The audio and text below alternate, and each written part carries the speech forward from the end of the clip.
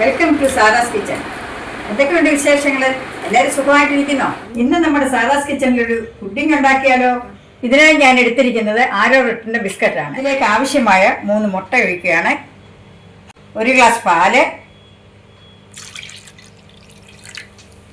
ആവശ്യത്തിനുള്ള പഞ്ചസാര. നിങ്ങൾക്ക് പഞ്ചസാര കൂടുതൽ വേണേൽ ഉപയോഗിക്കാം. 1 സ്പൂൺ വാനില എസൻസ്. ഇതൊരു ഫ്ലേവറിന് വേണ്ടിയാണ് ഉപയോഗിക്കുന്നത്.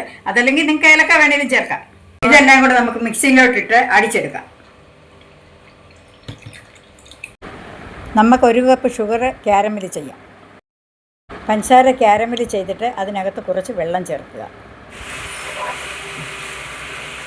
ക്യാരമൽ ചെയ്ത പഞ്ചസാര ഈ ഡിഷിനകത്തോട്ട് ഒഴിക്കാം. ഈ ഡിഷിനകത്തോട്ട് ഈ അടിച്ചു വെച്ചേക്കുന്ന ബിസ്ക്കറ്റ് അങ്ങോട്ട് ഒഴിക്കാം. ഇതിനെ നമുക്ക് ഒരു ഹോൾഡിംഗ് പേപ്പർ ഇട്ട് കവർ ചെയ്യാം. ഇത് ആവിയിൽ വെച്ച് പുഴുങ്ങിയെടുക്കുക. ഇതിൻ്റെ സെൻറ്ററിലൊരു ഹോൾ ഇടുക. അപ്പോൾ നമ്മുടെ പുഡിംഗ് റെഡി ആയിട്ടുണ്ട്. എളുപ്പം ചെയ്യാൻ പറ്റിയ ഒരു പലഹാരമാണ്. നിങ്ങളെല്ലാവരും ഇത് ഉണ്ടാക്കി നോക്കണം. അടിപൊളി, സൂപ്പർ. നിങ്ങളെല്ലാവരും എനിക്ക് വേണ്ടി സപ്പോർട്ട് ചെയ്യുക, ലൈക്ക് ചെയ്യുക, സബ്സ്ക്രൈബ് ചെയ്യുക, ഷെയർ ചെയ്യുക. അടുത്ത വീഡിയോയുമായി നമുക്ക് വീണ്ടും കാണാം.